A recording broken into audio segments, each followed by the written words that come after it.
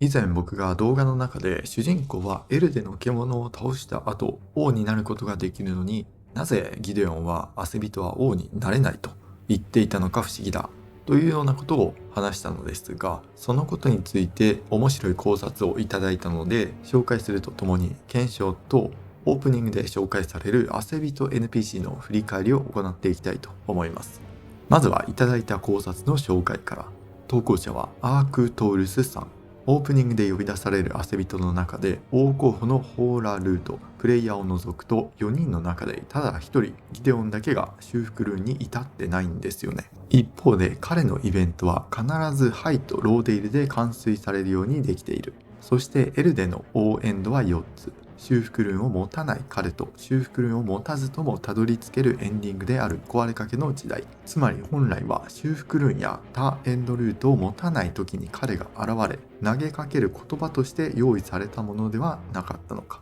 と考えています。メタを抜いて現在の設定で考えるならば、百地教には大きな欠点があった。彼は知識はあったがひどく独りよがりであり、他者を思いやることができない。ネフェリを失敗作と呼び、聖樹への割り符は交渉ではなく強奪という手段を取りました。従者の縁者に傀儡疑惑があることを考えれば、使ったものはプレイヤー以外は全て傀儡で実際は一人で動いていたのではないでしょうか。おそらく思い通りに動かないことが嫌だったのではないかと思います。そしてそんな彼では修復ルーンはおそらく作れない。修復ルーンは他3人の共通点として強い思いやりが存在します。フィアは死に生きるしかない弱者に対して、クソぐらいは耳ごとして呪われた生を受ける子らに、金仮面鏡は少し分かりにくいですが黄金樹あるいはその恩恵を受ける全てに対してでしょう。おそらくギデオンは彼らの行動原理など理解できないどころか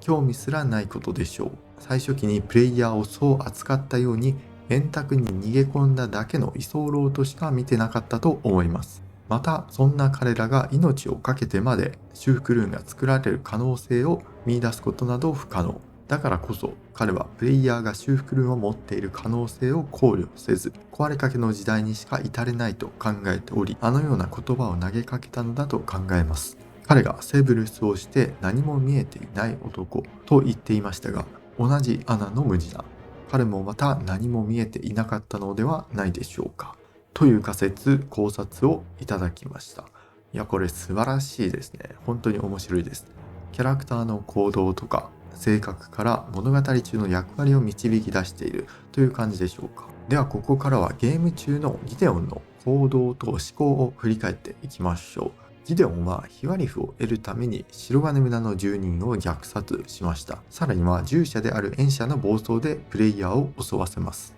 そして義理の娘であるネフェリルーが従順でなくなれば捨ててしまう徹底的な冷徹ぶりです。最終的にはハイとローデイルではクソリプおじさんとなってプレイヤーに立ちはだかってきます。こう見るとギデオンはある意味行動は一貫しているキャラクターとも言えます。今回の考察投稿者のアークトーレスさんがおっしゃるように、ギデオンは自分の意見と合わない他者を思いやることはなく、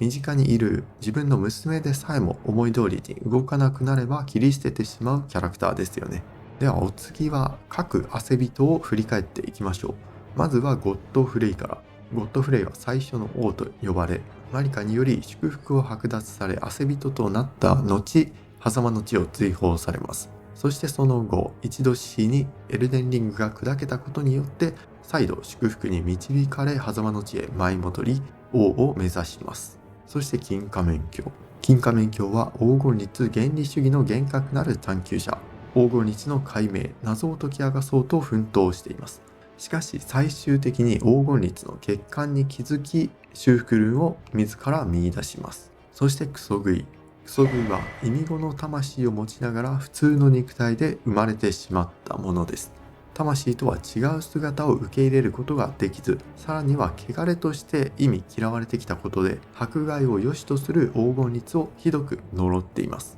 すべてのものが呪われている世界ならば呪いは呪いではなく祝福として扱われる、そんな希望を抱き修復ルーンを見出しました。そしてフィアは死に生きる者たちの母として振る舞いました。黄金律では受け入れられることのない死に生きる者たち、そんな死に生きる者たちの居場所を作り出そうとしました。その結果見出したのが死王子の修復論です。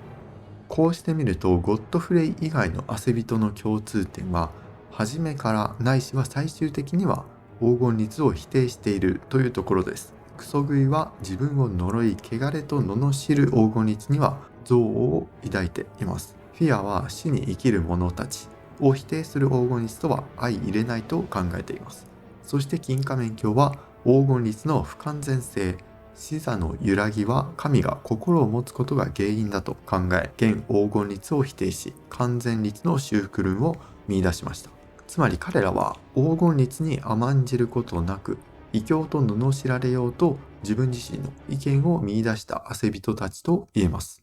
その点ギデオンは黄金律を裏切ることはありませんでした。ゲーム中ギデオンが行っていたのは大いなる意志や2本指、そして神であるマリカの意志を知ろうとしたことです。最終的にマリカの意志に触れたようなんですが、そこで探求の終わりを悟ってしまい恐れてしまったとあります。つまりギデオンの興味は王になることではなく、神であるマリカの考えを知ることにあったと考えられます。王になるため祝福に導かれた汗人。しかしギデオンの中で王になることは目的ではなくなっていました。王になるための手段である知識、それを求めること、知ることがギデオンの目的となっていました。故に無意識的に王を目指していないギデオンが修復論を見出すことはなく、壊れかけの時代しか見通すことができなかったのかもしれません。そしてギデオンは知らず知らずのうちに自分が小馬鹿にしているセルブスと同じ運命をたどっていたのでしょう。ギデオンはセルブスのことを大事なことは何も知らず、そうと想像もできぬ腐れ呪者だと罵っていました。勘のいい方はお気づきですよね。ギデオンは汗人が修復論を見出すことを想像できていませんでした。彼は神の意志を知ることに人生をかけていたため、自分だけの強い意志、それを持つことができなかった。故に女王マリカの意志に触れた時、ギデオンが恐れを抱いた。これはある種探していた答えにたどり着いてしまったがゆえの喪失感、それに近いものだったのかもしれません。以上がアークトールスさんに投稿いただいた考察の紹介と検証になります。ところどころ僕独自の解釈も入り込んでしまいましたが、面白い内容になったかと思います。他にもたくさん投稿いただいた考察とか小ネタがあって全然紹介しきれていないんですが、今後うまく紹介していけたらと模索中です。そして概要欄に投稿フォーム貼っておきますので、誰かに話したい考察があるとか、頭の中をすっきりさせたいという方、考察や小ネタの投稿をお待ちしております。もちろんコメント欄にもぜひぜひお願いいたします。お相手はひもニートでした。ではまた。